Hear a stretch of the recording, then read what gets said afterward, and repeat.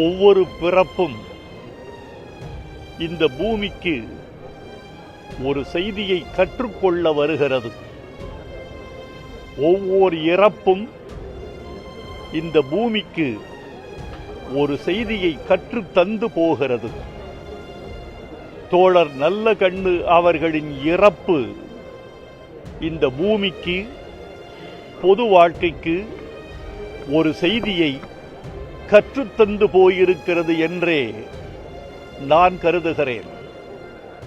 பொது வாழ்க்கைக்கு வருகிறவர்கள் சத்தியத்துக்கு கட்டுப்பட்டவர்களாய், தன்னல மறுப்பும் பொதுநல பொறுப்பும் உடையவர்களாய், தியாகத்தின் சின்னங்களாய், மக்களுக்காக வாழ்கிறவர்களாய், இந்த மண்ணுக்காக வாழ்கிறவர்களாய் திகழ வேண்டும் என்ற செய்தியை இந்த மண்ணுக்கு கற்றுத்தந்து போகிறது என்றே கருதுகிறேன்.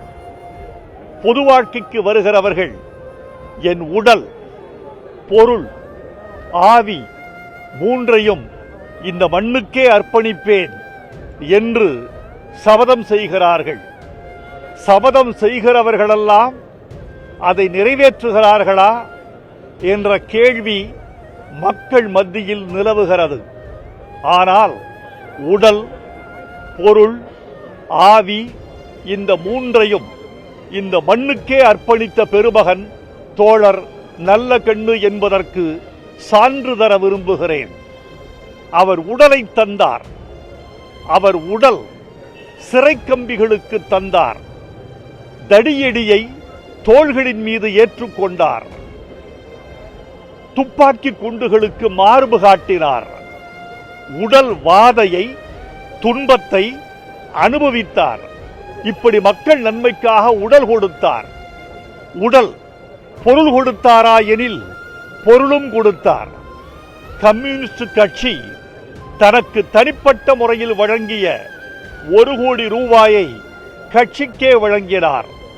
தமிழ்நாடு அரசு தகைசால் தமிழர் என்று வழங்கிய விருது தொகை ஒரு 10 லட்சத்துக்கு இவர் ஓர் 5000 சேர்த்து 10,05,000 அரசுக்கே திருப்பி கொடுத்தார். இப்படி பொருளை இந்த மண்ணுக்கு கொடுத்தார். உடல் கிடத்தப்பட்டிருக்கிறதே அவரது உடல், அந்த உடல் கூட அவருக்கு சொந்தமில்லை. அந்த உடல் அவர் குடும்பத்துக்கு சொந்தமில்லை. அவர் உடல் அவர் கட்சிக்கு கூட சொந்தமில்லை. கிடத்தப்பட்டிருக்கிற அவரது உடல் இந்த மண்ணின் மருத்துவத்துக்கு கொடுக்கப்பட்டிருக்கிறது, ஆய்வுக்கு கொடுக்கப்பட்டிருக்கிறது. சராசரி மனிதன் இறந்தால் அவனை மண் தின்கிறது அல்லது எரி உண்ணுகிறது.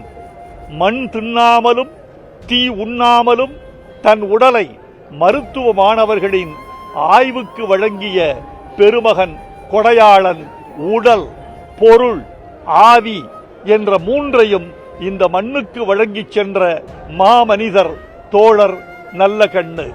சுற்றுச்சூழலுக்கு பாடுபட்டிருக்கிறார். மணல் கொள்ளையிடாமல் காத்திருக்கிறார். கனிம வளங்களை காத்திருக்கிறார். அவர் புகழை உலகம் பாடும். அவர் புகழை சமுதாயம் சொல்லும். அவர் வாழ்ந்தது 100 ஆண்டு. அவரை மறக்காது இந்த 100 ஆண்டு. அவர் பெருமை வாழ்க, அவர் புகழ் வாழ்க. அந்த மாமனிதரின் இறப்பிலிருந்து இந்த மண் பாடம் பெறுக. பொது வாழ்க்கை தியாகம் பெறுக. பொது வாழ்க்கை நேர்மை பெறுக.